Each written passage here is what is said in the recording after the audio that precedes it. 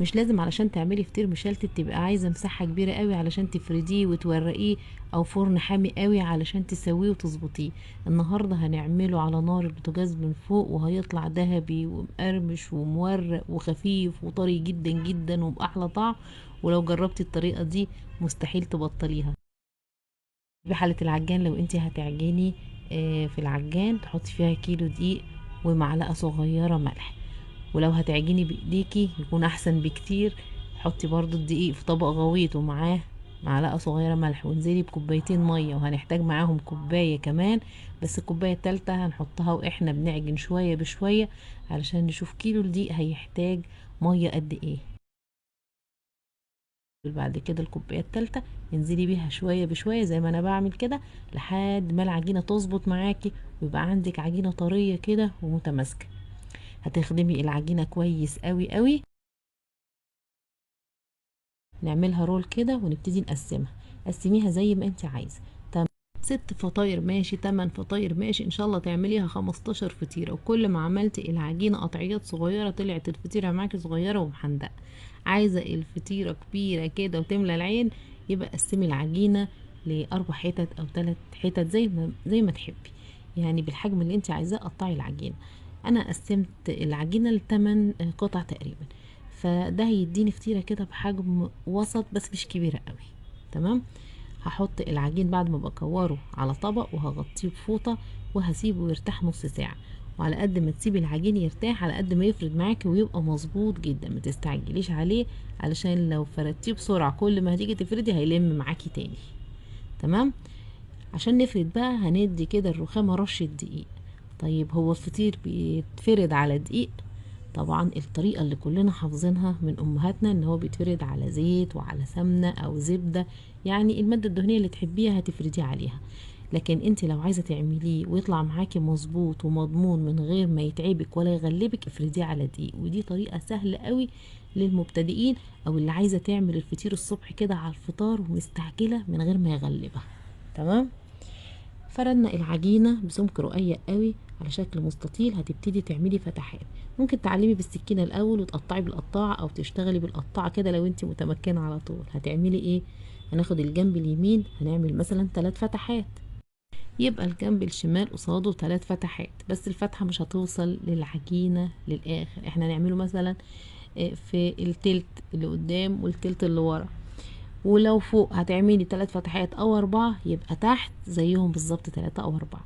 ولو فرقت معاكي قوي وما عملتيش نفس القطعيات او الفتحات زي بعض، تقدري وانتي بتطبقي تلمي العجينة بالطريقة اللي هتشوفيها.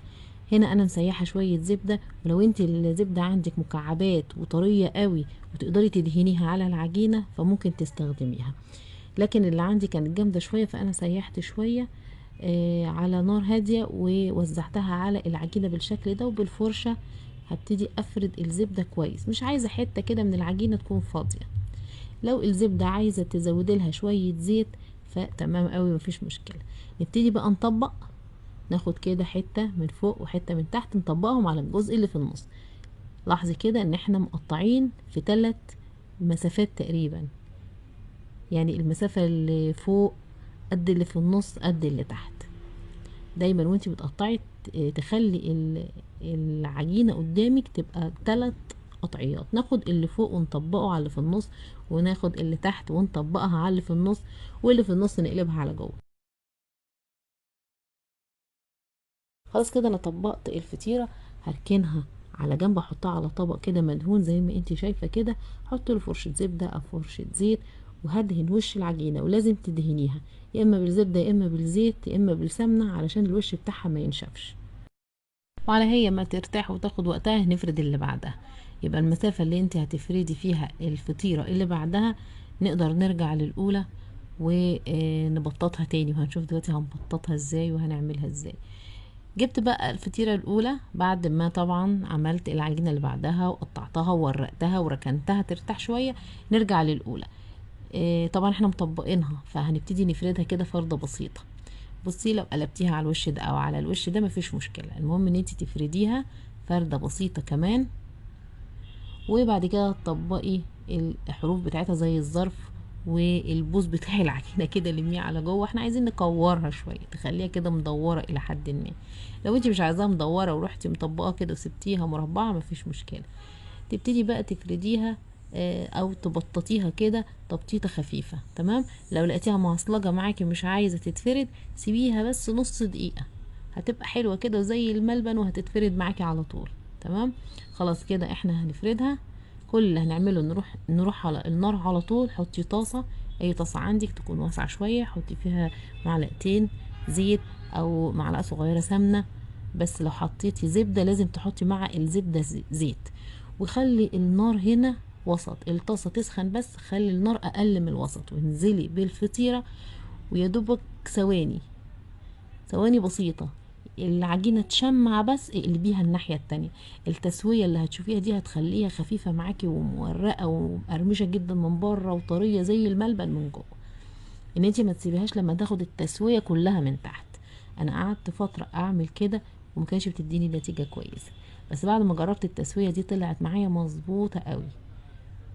تمام.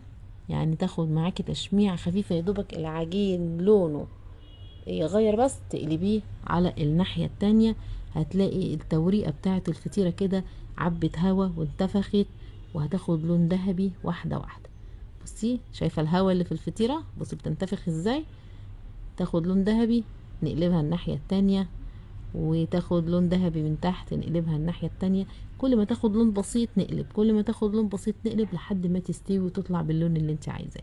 كده هتستوي معاكي. التسوية على نار البوتاجاز من فوق عايزة نار هادية، لكن التسوية في الفرن عايزة نار عالية جدا. يعني هنا التسوية عكس بعض، وخلي بالكم الحتة دي. تحطي بقى فطيرة بعد فطيرة لحد ما تخلصي الكمية. في الطريقة اللي انا بفرد العجين بيها وبحشيه باللحمة اكتبوا لي في التعليقات وانا انزلها لكم بعد الفيديو ده. الكمية اللي انتوا شايفينها دي من نص كيلو دقيق، لان دي بالظبط نص العجينة. ذهبي وطري قوي. بص انا طبقته كان طري ازاي، ويطلع مورق وخفيف وطعمه جميل. ولو انت حابة تستخدمي الزبدة الصفراء او اللي هي النيوزيلندي، الفطير بيطلع مورق وخفيف اكتر. لو انت هتستخدمي سمنة بلدي هيورق معاكي صحيح، بس مش هيكون زي الزبدة. جربي طريقة النهاردة وان شاء الله هتعجبك وهتطلع معاكي مضمونة. والسلام.